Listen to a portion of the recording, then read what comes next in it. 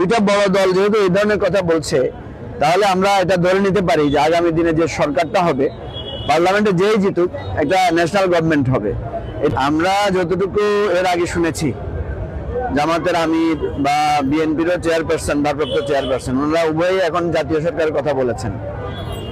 বিএনপির পক্ষ থেকে যেটা বলা হয়েছে যে তারা যারা পার্লামেন্টে থাকবেন তাদের সবাইকে নিয়ে তারা জাতীয় সরকার করবেন, এমনকি যারা গণতান্ত্রিক আন্দোলনে ছিলেন, যুগপৎ আন্দোলনে ছিলেন, তাদের সবাইকে তারা নিয়ে জাতীয় সরকার করবেন।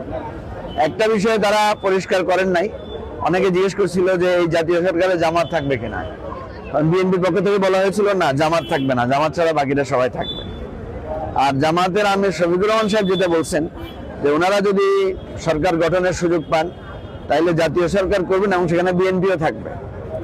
তো বোঝা যাচ্ছে ওনারা খুব কাছাকাছি আসছেন জাতীয় সরকারের ইস্যুতে। তার মানে দুইটা বড় দল যেহেতু এই ধরনের কথা বলছে, তাহলে আমরা এটা ধরে নিতে পারি যে আগামী দিনে যে সরকারটা হবে, পার্লামেন্টে যেই জিতুক একটা ন্যাশনাল গভর্নমেন্ট হবে। এটা আমাদের দেশের জন্য অত্যন্ত একটা ইতিবাচক দিক। দ্বিতীয় হচ্ছে যে দেখেন, আমাদের গণ অভ্যুত্থানের পরে অনেকে বলছিলেন যে একটা জাতীয় সরকার হলে আজকে আমাদের গণ অভ্যুত্থানের যে অভিপ্রায় বা আমাদের যে অনেক, এটা অনেকটা দূর হয়ে যেত। তো অনেক সময় বলে না যে letter is better then never. ফলে আমরা দেরিতে হলেও একটা জাতীয় সরকার পেতে যাচ্ছি, এটা আমাদের একটা আশাবাদের জায়গা। এখন জাতীয় সরকারের রূপরেখাটা আসলে কি হবে, এটা আমি মনে করি এখনো কারো কাছে পরিষ্কার না।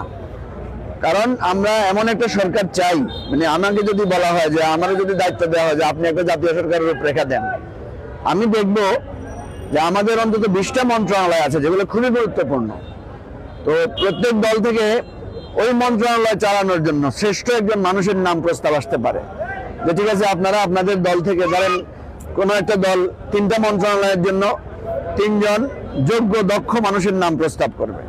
এভাবে প্রত্যেক দল যখন করবে, কারণ আপনারা জানেন মন্ত্রণালয়ের দায়িত্ব পালনটা দুটো জিনিস দরকার, একটা হচ্ছে সততা, একটা হচ্ছে দক্ষতা।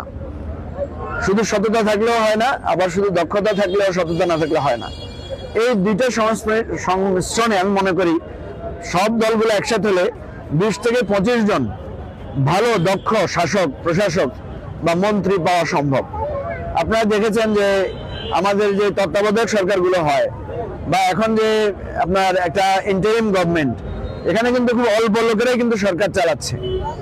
ওনাদের সততা নিয়ে খুব বেশি প্রশ্ন ওঠে নাই, কিন্তু ওনাদের দক্ষতা এবং রাজনৈতিক প্রজ্ঞা নিয়ে যথেষ্ট কথা উঠেছে।